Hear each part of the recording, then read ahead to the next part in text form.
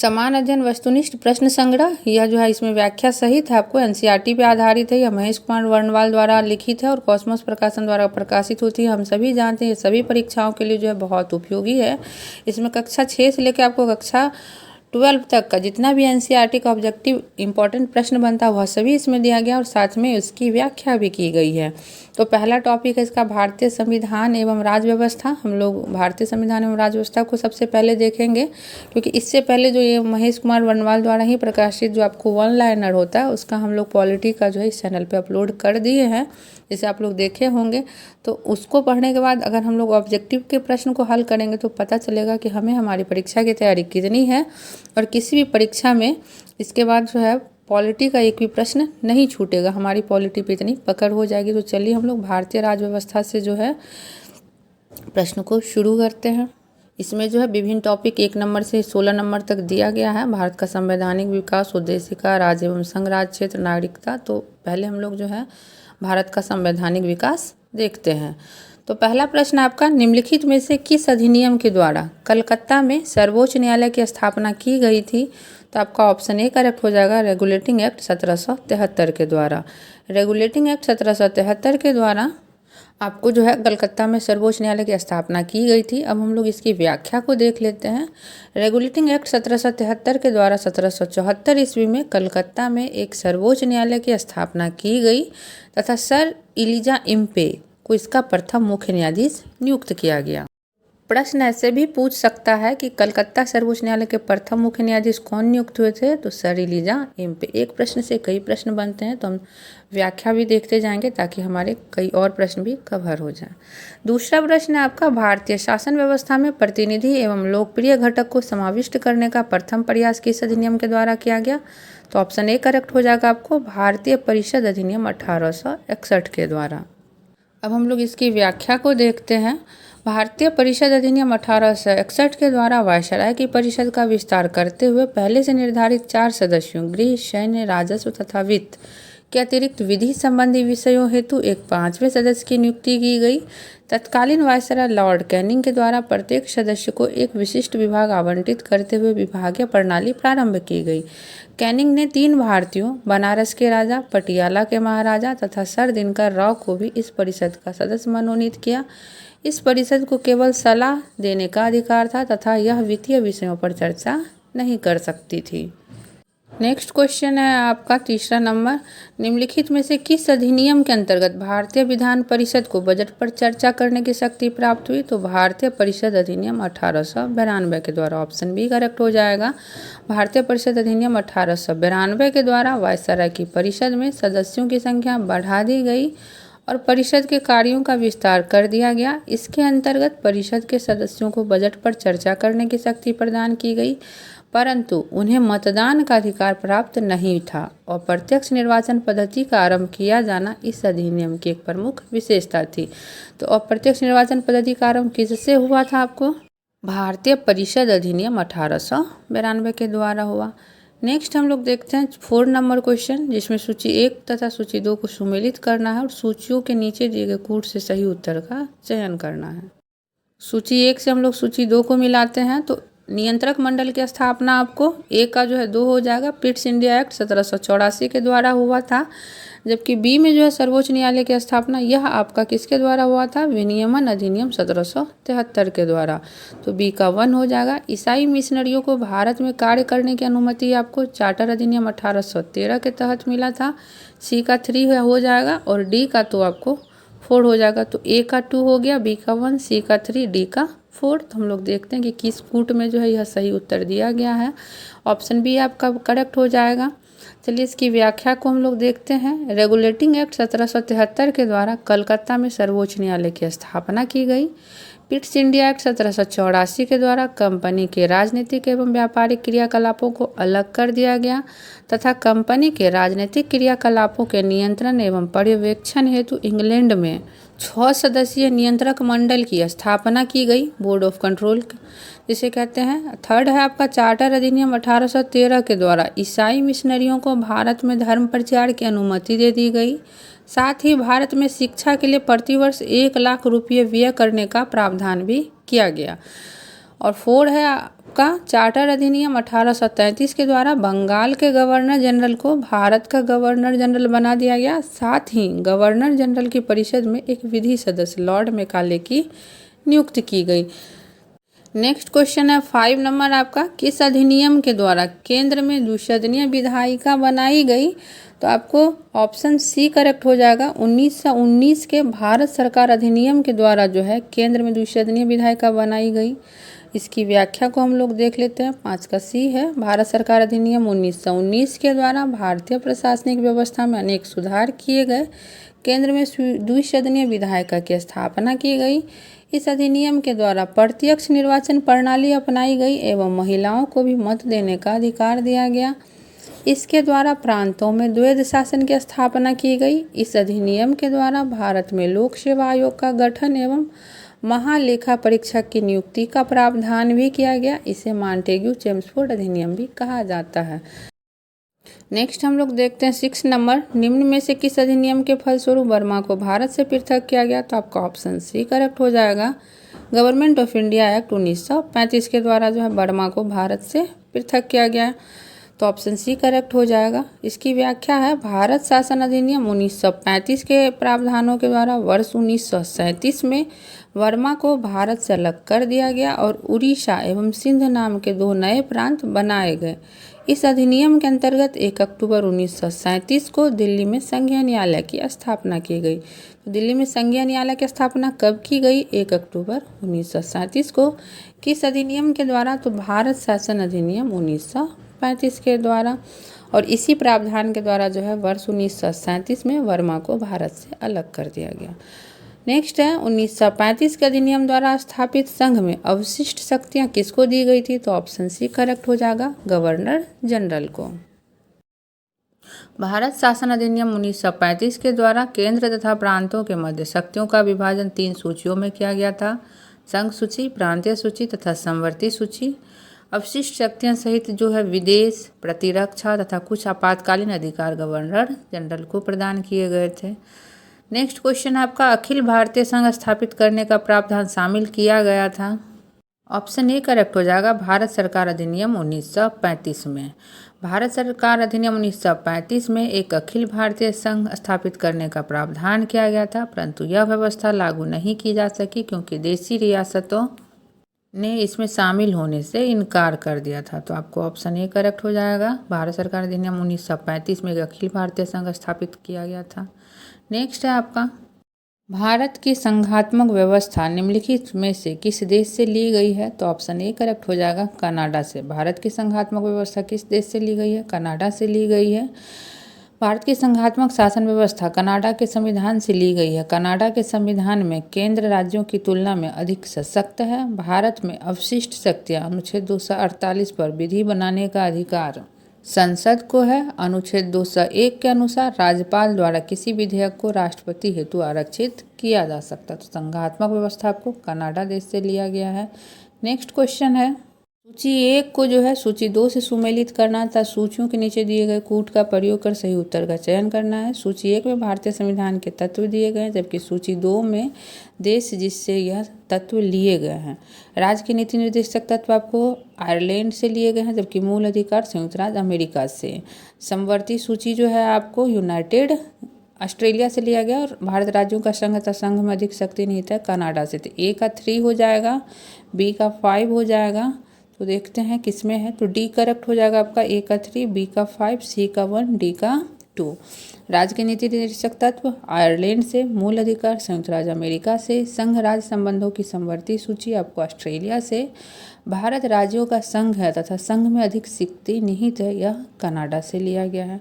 Next question है, भारतीय संसदीय प्रणाली ब्रिटिश संसदीय प्रणाली से इस विषय में भिन्न है कि भारत में मतलब किस संसदीय प्रणाली ब्रिटिश प्रणाली से कैसे भिन्न है, यह पूछा जा रहा है। तो भारतीय संसदीय प्रणाली में न्यायिक पुनर्विलोकन जुडिशियल रिव्यू की व्यवस्था है, तो ऑप्शन डी करेक्ट हो जाएगा, जबकि ब्रिटिश संसदीय प्रणाली में यह नहीं है। ब्रिटिश संसदीय प्रणाली में संसद सर्वोच्च तथा प्रभुत्व संपन्न है। यहाँ पर कोई लिखित संविधान नहीं है और न्यायपालिका को विधायिका द्वारा निर्मित किसी कानून का न्यायिक पुनर्विलोकन का कोई अधिकार नहीं है। भारत के संविधान में न्यायिक पुनर्विलोकन प्रत्यक्ष नहीं बल्कि अप्रत्यक्ष रूप से अनुच्छेद 13 में निहित है। इसके अंतर्गत कार्यपालिका के किसी आदेश या विधायिका के किसी कानून पर न्यायालय द्वारा पुनर्विचार करना और असंवैधानिक पाए जाने पर उसे रद्द कर देने का अधिकार है। भारतीय संविधान में न्यायिक पुनर्विलोकन की संकल्पना आपको कहाँ से ली गई है? तो अमेरिका के संविधान से ली गई है। नेक्स्ट क्वेश्चन है, निम्नलिखित में से कौन सा कथन सत्य है? तो संयुक्त राज्य अमेरिका में सरकार की संघीय प्रणाली है, यह कथन सत्य है। बाकी कथन जो है देख लेते हैं व्याख्या में, असत्य है। प्रारंभिक अमेरिकी संविधान परिसंघ की व्यवस्था करता था, परंतु अमेरिकी गृह युद्ध के पश्चात संघीय न्यायालय द्वारा दिए गए विभिन्न निर्णयों ने इसे संघीय स्वरूप प्रदान किया। संघात्मक व्यवस्था के अनुरूप अधिकांश विशेषताएं अमेरिकी संविधान में शामिल है, जैसे लिखित संविधान, स्वतंत्र न्यायपालिका, दोहरी नागरिकता, सर्वोच्च न्यायालय को न्यायिक पुनर्विचार की शक्ति, राज्यों के अपने पृथक संविधानों की उपस्थिति आदि। नेक्स्ट है, भारतीय संविधान में निहित मौलिक अधिकारों की अवधारणा किस देश के संविधान से ग्रहण की गई है? तो ऑप्शन सी करेक्ट है, संयुक्त राज्य अमेरिका से। भारतीय संविधान में मौलिक अधिकारों का विचार जो है अमेरिकी संविधान से लिया गया है। भारतीय संविधान के भाग 3 में निहित मूल अधिकार अमेरिका के अधिकार पत्र के समान है। इन अधिकारों को प्राकृतिक और अपरिहार्य अधिकार भी कहा जाता है।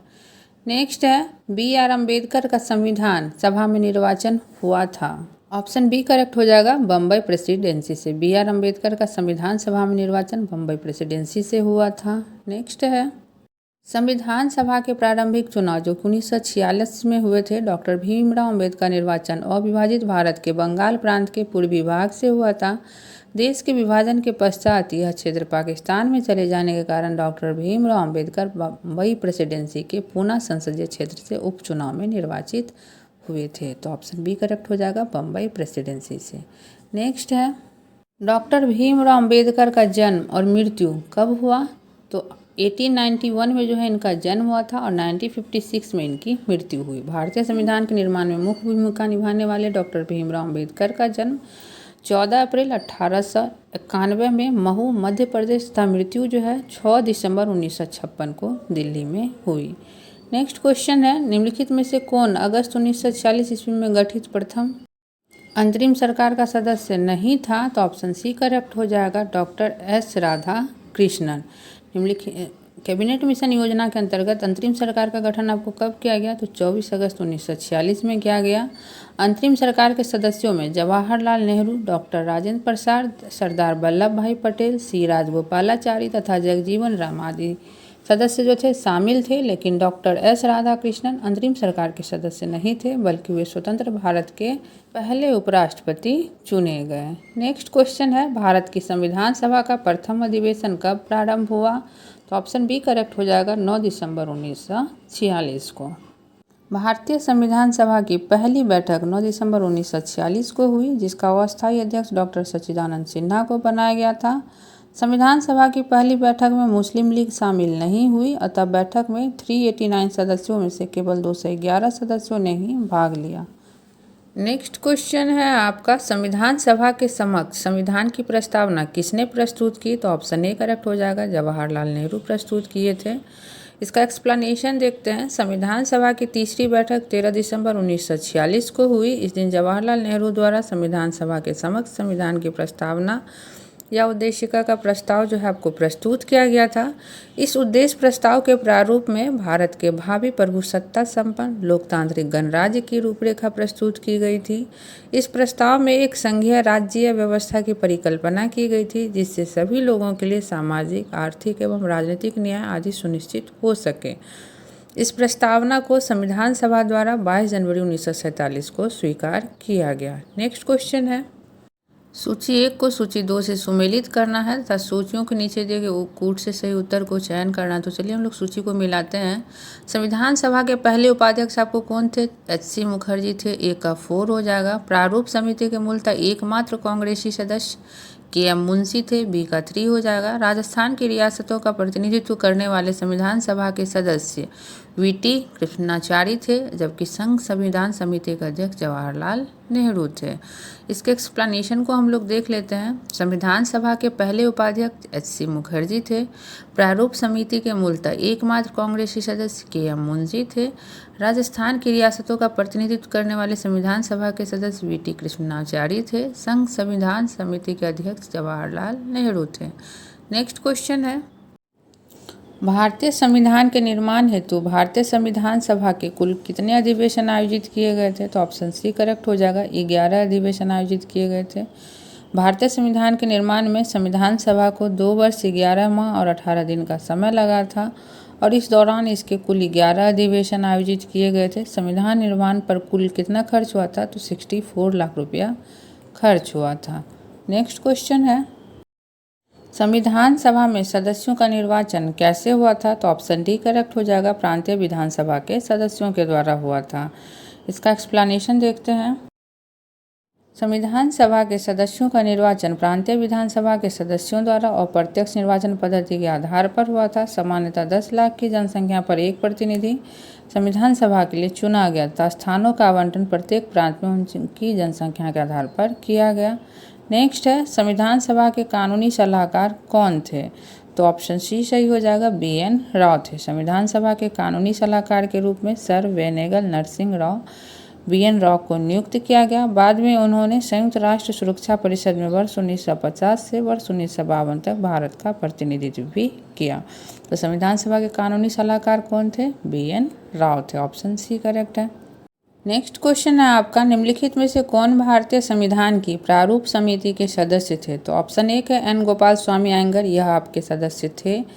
जवाहरलाल नेहरू प्रारूप समिति के सदस्य नहीं थे। अल्लादी कृष्णा स्वामी आयकर, यह भी जो थे आपको प्रारूप समिति के सदस्य थे। तो आपका 1 सही है और 3 सही है। सरदार पटेल भी प्रारूप समिति के सदस्य नहीं थे। तो ऑप्शन सी करेक्ट हो जाएगा, केवल 1 और 3। भारतीय संविधान की प्रारूप समिति के सदस्य एन गोपाल स्वामी अयंगर और अल्लादी कृष्णा स्वामी आयकर थे, इसलिए ऑप्शन सी करेक्ट हो जाएगा। अब इसकी व्याख्या हम लोग देख लेते हैं। संविधान सभा की प्रारूप समिति का गठन 29 अगस्त 1947 को हुआ था। इस समिति के अध्यक्ष डॉक्टर बी.आर. अम्बेडकर थे तथा इनके अतिरिक्त इस समिति में 6 अन्य सदस्य भी शामिल थे, जो इस प्रकार हैं: एन गोपाल स्वामी आयंगर, के.एम. मुंशी, अल्लादी कृष्ण स्वामी अय्यर, सैयद मोहम्मद सादिकुल्लाह, बी.एल. मित्र। इन्होंने स्वास्थ्य कारणों से, इनकी तबीयत खराब रहती थी, इस कारण इन्होंने क्या किया, त्यागपत्र दे दिया था। तत्पश्चात बी.एल. मित्र के जगह पर एन. माधव राव ने पद संभाला। टी.पी. खेतान, इनकी मृत्यु के पश्चात इनका पद टी.टी. कृष्णाचारी ने संभाला। नेक्स्ट है, भारतीय संविधान को 26 नवंबर 1949 को किसके द्वारा अधिनियमित किया गया था? तो ऑप्शन ए करेक्ट हो जाएगा, संविधान सभा के द्वारा। भारतीय संविधान का प्रारूप जो है आपको 26 नवंबर 1949 को तैयार हुआ, जिसे संविधान सभा के सदस्यों द्वारा 26 नवंबर 1949 को अंगीकृत, अधिनियमित और आत्मर्पित किया गया। संविधान के प्रारूप पर संविधान सभा के कुल 299 सदस्यों में से उपस्थित 284 सदस्यों द्वारा हस्ताक्षर किए गए थे तथा संविधान के कुछ प्रावधान उसी दिन लागू किए गए थे, जैसे राष्ट्रपति का निर्वाचन, नागरिकता तथा निर्वाचन संबंधी प्रावधान आदि। नेक्स्ट क्वेश्चन है, किस वर्ष जनगण मन को भारत के राष्ट्रगान के रूप में अपनाया गया? तो ऑप्शन सी करेक्ट हो जाएगा, वर्ष 1950 में। जनगण मन की रचना आपको रविन्द्रनाथ टैगोर द्वारा वर्ष 1911 में की गई थी और इसे संविधान सभा द्वारा राष्ट्रगान के रूप में 24 जनवरी 1950 को अपनाया गया। राष्ट्रगान के गायन का समय 52 सेकंड होता है। जनगण मन को पहली बार वर्ष 1911 में भारतीय राष्ट्रीय कांग्रेस के कलकत्ता अधिवेशन में गाया गया था, जिसकी अध्यक्षता विशन नारायण धर ने की थी। नेक्स्ट क्वेश्चन है 27, निम्नलिखित में से संघ संविधान समिति का अध्यक्ष कौन था? तो ऑप्शन सी करेक्ट हो जाएगा, जवाहरलाल नेहरू। संघ संविधान समिति का अध्यक्ष जवाहरलाल नेहरू थे। संघ संविधान समिति के अध्यक्ष जवाहरलाल नेहरू एवं मूल अधिकार उप समिति के अध्यक्ष जे.बी. कृपलानी थे। Doctor B R. अम्बेडकर प्रारूप समिति के अध्यक्ष थे तथा अल्लादी कृष्ण स्वामी अय्यर जो थे प्रारूप समिति के सदस्य थे। नेक्स्ट क्वेश्चन है, संविधान को 26 जनवरी के दिन लागू करने का निर्णय इसलिए किया गया क्योंकि? ऑप्शन ए करेक्ट हो जाएगा, कांग्रेस ने इस तिथि को वर्ष 1930 में स्वतंत्रता दिवस के रूप में मनाया था। इसकी व्याख्या देखते हैं। भारतीय राष्ट्रीय कांग्रेस के लाहौर अधिवेशन, जो कि 31 दिसंबर 1929 में पूर्ण स्वराज की घोषणा की गई तथा 26 जनवरी को प्रतिवर्ष स्वतंत्रता दिवस मनाए जाने का संकल्प लिया गया, इस अधिवेशन की अध्यक्षता जवाहरलाल नेहरू ने की थी। इसके साथ ही अध्याय 1 से जुड़े हुए जितने भी MCQ इस बुक में दिए गए थे ख़त्म होते हैं। अब हम लोग अध्याय 2 के MCQ को देखते हैं, जिसका नाम है उद्देशिका। चैप्टर 2 का पहला प्रश्न है, भारतीय संविधान की प्रस्तावना में जिन आदर्शों एवं उद्देश्यों की रूपरेखा दी गई उनकी व्याख्या की गई है। मूल अधिकारों, राज्य के नीति निर्देशक सिद्धांतों एवं मौलिक कर्तव्यों के अध्याय में ऑप्शन सी करेक्ट हो जाएगा। भारतीय संविधान की प्रस्तावना संविधान के उद्देश्यों को प्रतिबिंबित करती है। इसका मुख्य उद्देश्य क्या है? सामाजिक, आर्थिक और राजनीतिक न्याय, विचार, अभिव्यक्ति, विश्वास, धर्म और उपासना की स्वतंत्रता, प्रतिष्ठा और अवसर की समानता, आदर्शों को प्राप्त करना है। प्रस्तावना में जिन आदर्शों एवं उद्देश्यों की रूपरेखा दी गई है उनकी व्याख्या संविधान में मूल अधिकारों, राज्य के नीति निर्देशक सिद्धांतों तथा मौलिक कर्तव्य संबंधी अध्यायों में की गई है। नेक्स्ट क्वेश्चन है, भारतीय संविधान की उद्देशिका में निहित संपूर्ण प्रभुत्व संपन्न, लोकतंत्रात्मक, गणराज्य, पंथनिरपेक्ष तथा समाजवादी आदि शब्दों का सही क्रम क्या है? तो ऑप्शन बी करेक्ट हो जाएगा। सबसे पहले होगा संपूर्ण प्रभुत्व संपन्न, फिर समाजवादी, फिर पंथनिरपेक्ष, लोकतंत्रात्मक, गणराज्य। तो ऑप्शन बी करेक्ट है। संविधान की उद्देशिका में निहित विभिन्न शब्दों का सही क्रम निम्नवत है: संपूर्ण प्रभुत्व संपन्न, समाजवादी, पंथनिरपेक्ष, लोकतंत्रात्मक, गणराज्य, न्याय, स्वतंत्रता, समता, व्यक्ति की गरिमा, राष्ट्र की अखंडता तथा बंधुता। नेक्स्ट क्वेश्चन है, भारतीय गणतंत्र की 26 जनवरी 1950 को संवैधानिक वास्तु स्थिति क्या थी जब संविधान लागू किया गया था? ऑप्शन सी करेक्ट हो जाएगा, संपूर्ण प्रभुत्व संपन्न, लोकतंत्रात्मक, गणराज्य। नेक्स्ट क्वेश्चन है आपको 4 नंबर, संविधान में हमारे राष्ट्र का उल्लेख किस या किन नामों से किया गया है? तो ऑप्शन ए करेक्ट हो जाएगा, भारत तथा इंडिया। हमारे राष्ट्र का उल्लेख किस नाम से किया गया है? भारत तथा इंडिया से। ऑप्शन ए करेक्ट है। नेक्स्ट है, संविधान में हमारे राष्ट्र का उल्लेख 2 नामों भारत तथा इंडिया के रूप में किया गया है। अनुच्छेद 1 के अनुसार भारत अर्थात इंडिया राज्यों का संघ होगा। India that is Bharat shall be union of states. Next question है, भारतीय संघवाद को सहकारी संघवाद किसने कहा था? तो ऑप्शन ए करेक्ट हो जाएगा, जी ऑस्टिन ने कहा था। जी ऑस्टिन एक अमेरिकी इतिहासकार थे। इन्होंने भारतीय संघवाद को सहकारी संघवाद कहा था। और केसी वियर के अनुसार भारतीय संविधान क्या है? एक अर्ध परिसंघीय संविधान है। नेक्स्ट क्वेश्चन है, हम भारत के लोग शब्दों का प्रयोग संविधान में कहाँ किया गया है? तो ऑप्शन डी करेक्ट हो जाएगा, संविधान की प्रस्तावना में किया गया है।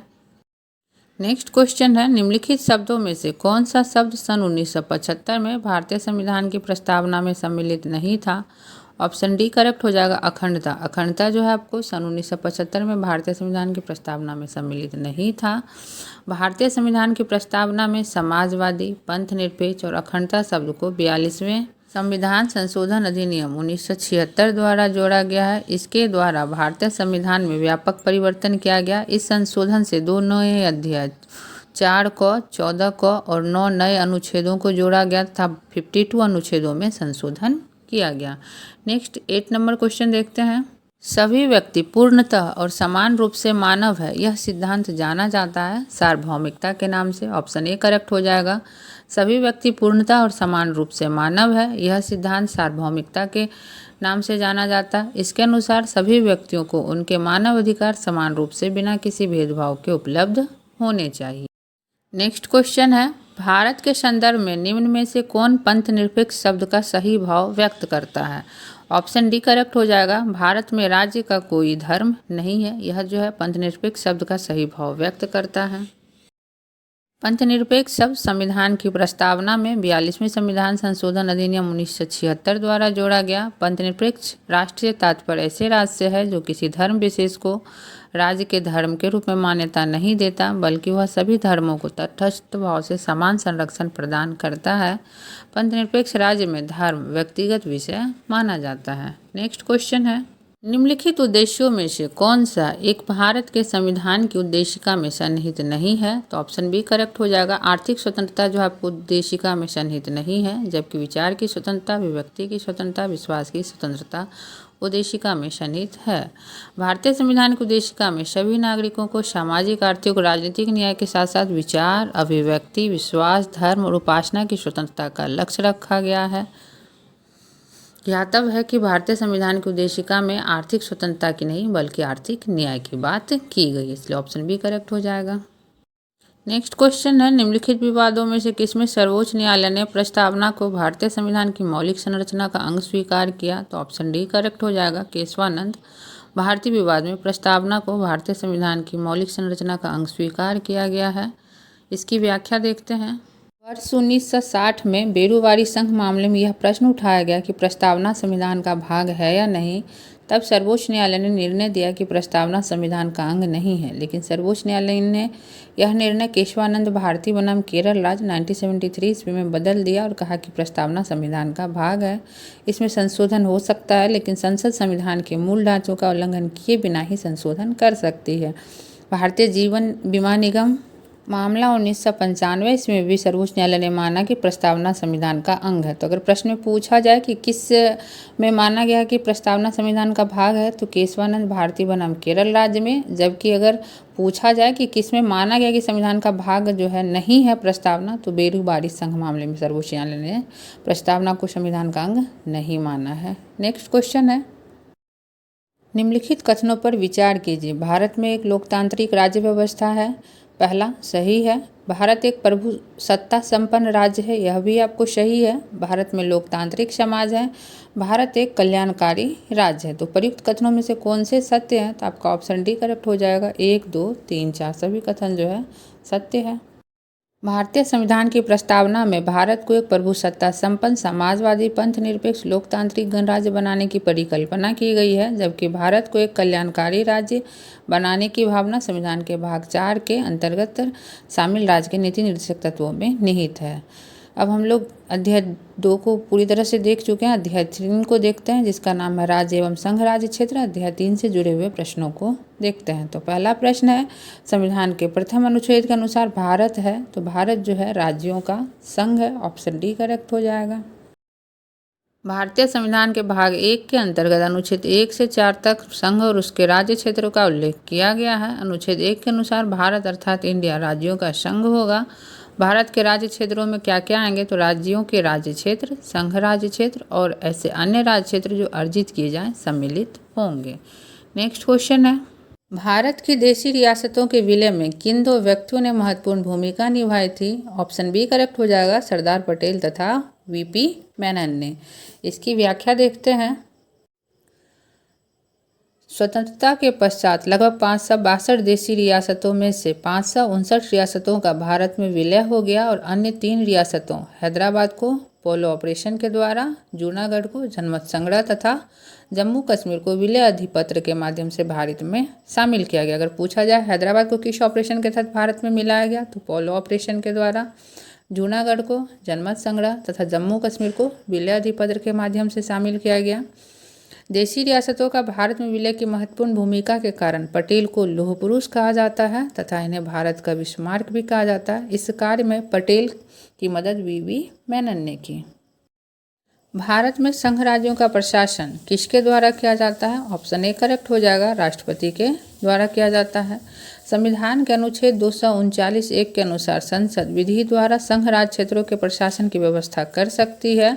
उसके अधीन संघ राज्य क्षेत्रों का प्रशासन राष्ट्रपति स्वयं द्वारा नियुक्त प्रशासक के माध्यम से करेगा। तो ऑप्शन ए करेक्ट हो जाएगा, संघ राज्यों का प्रशासन राष्ट्रपति के द्वारा किया जाता है। नेक्स्ट क्वेश्चन है, वर्ष 1948 में सरकार द्वारा भाषाई आधार पर राज्यों के पुनर्गठन के विषय में परीक्षण हेतु नियुक्त प्रथम भाषाई प्रांत आयोग के अध्यक्ष कौन थे? तो ऑप्शन सी करेक्ट हो जाएगा, एस.के. धर थे। प्रथम भाषाई प्रांत आयोग के अध्यक्ष आपको एस.के. धर थे। ऑप्शन सी करेक्ट है। इसकी व्याख्या देखते हैं। स्वतंत्रता के पश्चात वर्ष 1947 में देशी रियासतों का एकीकरण अस्थायी व्यवस्था के आधार पर किया गया था तथा देश के विभिन्न भागों में विशेष रूप से दक्षिण भारत में मांग उठने लगी कि राज्यों का पुनर्गठन भाषा के आधार पर हो। जून 1948 में सरकार ने एस.के. धर की अध्यक्षता में भाषाई प्रांत आयोग की नियुक्ति की। आयोग ने सिफारिश की कि राज्यों का पुनर्गठन भाषा के स्थान पर प्रशासनिक सुविधा के अनुसार किया जाना चाहिए। इससे अत्यधिक असंतोष फैल गया। परिणाम स्वरूप दिसंबर 1948 में एक अन्य भाषाई प्रांत समिति का गठन किया गया।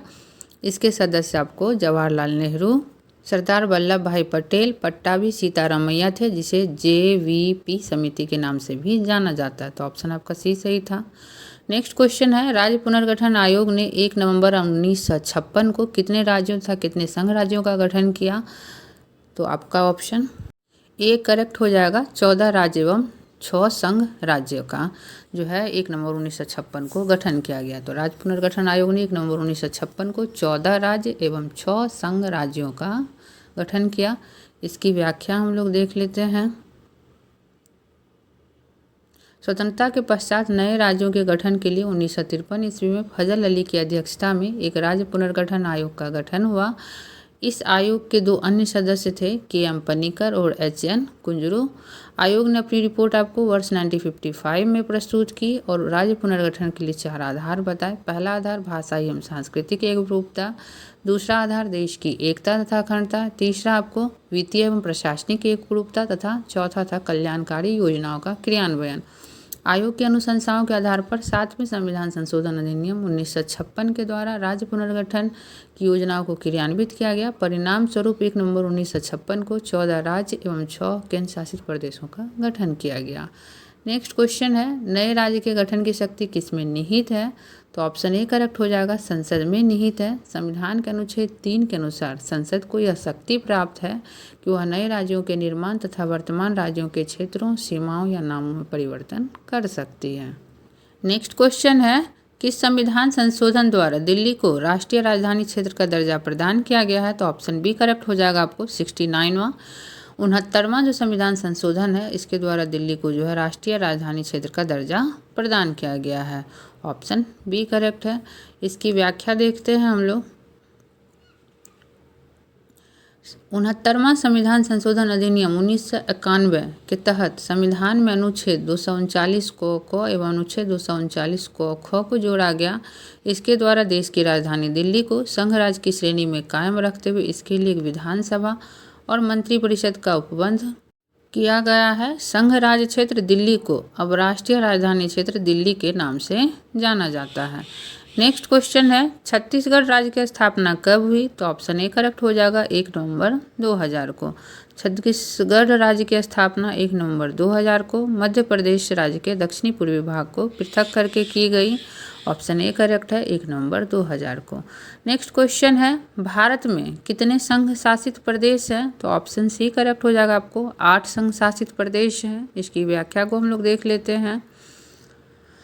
जम्मू कश्मीर राज्य के पुनर्गठन के पश्चात भारत में कुल 9 संघ शासित प्रदेश हो गए थे। पहला चंडीगढ़, दूसरा दिल्ली, तीसरा दमन और द्वीप, चौथा दादर और नगर हवेली, पांचवा लक्षद्वीप, छठा अंडमान और निकोबार द्वीप समूह, सातवां पुडुचेरी तथा 8वां जम्मू कश्मीर और 9वां लद्दाख। परंतु दादर व नगर हवेली तथा दमन व दीव के विलय के पश्चात अब भारत में 8 संघ शासित प्रदेश हैं।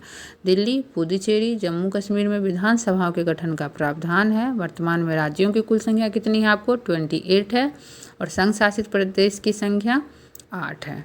नेक्स्ट क्वेश्चन है, यदि भारतीय संघ में एक नए राज्य का सृजन किया जाना है तो संविधान की किस अनुसूची में संशोधन करना आवश्यक होगा? तो आपको ऑप्शन डी करेक्ट हो जाएगा, प्रथम अनुसूची में जो है संशोधन करना आवश्यक होगा अगर नए राज्य का सृजन किया जाना है तो। संविधान की प्रथम अनुसूची में राज्यों एवं संघ राज्य क्षेत्रों के नाम तथा उनके अंतर्गत आने वाले राज्य क्षेत्रों का वर्णन किया गया है। नेक्स्ट क्वेश्चन है, निम्न में से कौन एक भारत संघ का सहयोगी राज्य था जिसे बाद में भारतीय संघ का पूर्ण राज्य बनाया गया? ऑप्शन बी करेक्ट हो जाएगा, सिक्किम को जो है भारतीय संघ का पूर्ण राज्य बनाया गया। वर्ष 1947 में भारत द्वारा सिक्किम को संरक्षित राज्य का दर्जा दिया गया था तथा सिक्किम के विदेशी, राजनीतिक एवं संचार संबंधी विषय भारत सरकार को सौंप दिए गए। 35वें संविधान संशोधन अधिनियम 1974 के द्वारा सिक्किम को संरक्षित राज्य का दर्जा समाप्त करके उसे सहयोगी राज्य के रूप में शामिल किया गया। 36वें संविधान संशोधन अधिनियम 1975 द्वारा सिक्किम को पूर्ण राज्य का दर्जा प्रदान करते हुए भारत के 22वें राज्य के रूप में संविधान की प्रथम अनुसूची में सम्मिलित किया गया। नेक्स्ट क्वेश्चन है, एक नया राज्य बनाने में संवैधानिक संशोधन के लिए किस प्रकार का बहुमत चाहिए? तो ऑप्शन ए करेक्ट हो जाएगा, साधारण बहुमत चाहिए। साधारण बहुमत से जो है एक नए राज्य का गठन किया जाता है। इसकी व्याख्या को हम लोग देख लेते हैं। संसद साधारण बहुमत से किसी नए राज्य का गठन तथा वर्तमान राज्यों के क्षेत्रों, सीमाओं या नामों में परिवर्तन कर सकती है, परंतु इसके लिए संबंधित विधेयक राष्ट्रपति की सिफारिश से ही संसद में प्रस्तुत किया जाएगा। संसद द्वारा अनुच्छेद 2 अथवा अनुच्छेद 3 के अंतर्गत बनाई गई विधि अनुच्छेद 368 के अंतर्गत संविधान में संशोधन करने वाली विधि नहीं समझी जाएगी। किंतु सर्वोच्च न्यायालय ने बेरुवारी मामले में कहा कि यदि किसी राज्य या उसके भूभाग को किसी विदेशी राज्य को हस्तांतरित किया जाता है तो संसद जो है साधारण बहुमत के द्वारा ऐसा नहीं कर सकती है। इसके लिए अनुच्छेद 368 के अंतर्गत संविधान में संशोधन करना होगा। नेक्स्ट क्वेश्चन है, भारतीय संघ के अंतर्गत किसी राज्य को शामिल करने की शक्ति किसे प्राप्त है? तो आपका ऑप्शन सी सही हो जाएगा। संसद को जो है यह शक्ति प्राप्त है। भारतीय संघ के अंतर्गत किसी राज्य को शामिल करने की शक्ति संसद को प्राप्त है। इसकी व्याख्या देखते हैं। भारतीय संघ में किसी राज्य को शामिल करने की शक्ति संसद को प्राप्त है। अनुच्छेद 2 के अनुसार संसद विधि द्वारा नए राज्यों को भारतीय संघ में प्रवेश या उनकी स्थापना कर सकता है। नेक्स्ट क्वेश्चन है, जम्मू कश्मीर राज्य के पुनर्गठन के पश्चात भारत में राज्यों की कुल संख्या कितनी है? तो ऑप्शन बी सही हो जाएगा। जम्मू कश्मीर राज्य के पुनर्गठन के पश्चात भारत में राज्यों की कुल संख्या 28 है। जम्मू कश्मीर पुनर्गठन अधिनियम 2019 के माध्यम से जम्मू कश्मीर राज्य को 2 केंद्र शासित प्रदेश में जो है जम्मू कश्मीर तथा लद्दाख में विभाजित कर दिया गया। तो ऑप्शन बी करेक्ट हो जाएगा 28। नेक्स्ट क्वेश्चन है, भारत में निम्नलिखित राज्यों के निर्माण के सही कालानुक्रम की पहचान नीचे दिए गए कूट से करना है। तो आपको सबसे पहले आंध्र प्रदेश राज्य की स्थापना हुई है तो 1 हो जाएगा। उसके बाद आपको हरियाणा की स्थापना हुई है तो 3। उसके बाद आपको हिमाचल प्रदेश 2 और फिर सिक्किम तो 4। तो इसका ऑप्शन भी करेक्ट हो जाएगा 1, 3, 2, 4। अब इसकी व्याख्या को हम लोग देख लेते हैं। भारत में राज्यों के गठन का क्रम निम्नवत है। आंध्र प्रदेश की स्थापना आपको 1 अक्टूबर 1953 को हुआ है। हरियाणा की स्थापना आपको 1 नवंबर 1966 को हुआ है, जबकि हिमाचल प्रदेश की स्थापना 25 जनवरी 1971 को तथा सिक्किम की 16 मई 1975 को हुआ है। नेक्स्ट क्वेश्चन है, निम्नलिखित राज्यों की स्थापना का सही आरोही क्रम क्या है?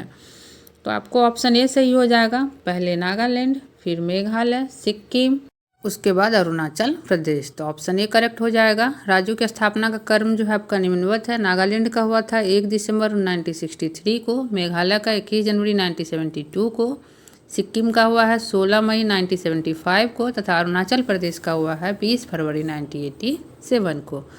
नेक्स्ट क्वेश्चन है, भाषाई आधार पर सर्वप्रथम किस राज्य का गठन हुआ? तो ऑप्शन बी सही हो जाएगा आपका आंध्र प्रदेश का। भाषाई आधार पर सर्वप्रथम आंध्र प्रदेश राज्य का गठन हुआ 16 दिसंबर 1952 को। 56 दिन की भूख हड़ताल के बाद पोट्टी श्री रामुलु की मृत्यु हो गई। इनकी मृत्यु के पश्चात यहाँ व्यापक जन आंदोलन हुए। फलस्वरूप मद्रास प्रेसिडेंसी से तेलुगु भाषी क्षेत्र को अलग करके 1 अक्टूबर 1953 को आंध्र प्रदेश राज्य का गठन किया गया।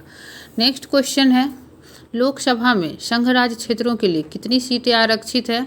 तो आपको ऑप्शन ए सही हो जाएगा 20 सीटें। लोकसभा में संघ राज्य क्षेत्रों के लिए कितनी सीटें आरक्षित है? तो आपको 20 सीटें जो है आरक्षित है। इसकी व्याख्या देखते हैं। संविधान के अनुच्छेद 81(1) ख के अनुसार लोकसभा के लिए संघ राज्य क्षेत्रों से अधिकतम 20 सदस्य निर्वाचित हो सकते हैं। वर्तमान में संघ राज्य क्षेत्रों की लोकसभा सीटों की संख्या 19, दिल्ली में 7 है, अंडमान और निकोबार द्वीप समूह में 1, चंडीगढ़ में 1, दादर व नगर हवेली तथा दमन व द्वीप में 2, लक्षद्वीप से 1 है, पुदुचेरी से 1 है, जम्मू कश्मीर से 5 तथा लद्दाख से जो है 1 सीट है। जबकि राज्यसभा के लिए संघ राज्य क्षेत्रों से 8 सदस्यों के निर्वाचन का प्रावधान है। दिल्ली से 3, पुदुचेरी से 1, जम्मू कश्मीर से 4। इसके साथ जो है 3 अध्याय जो है आपको राज्य व्यवस्था का कंप्लीट हो गया। नेक्स्ट वीडियो में हम लोग अध्याय 4 से क्वेश्चन देखेंगे जो कि हमारे एग्जाम के लिए बहुत ज़रूरी है। तो देखने के लिए वीडियो धन्यवाद।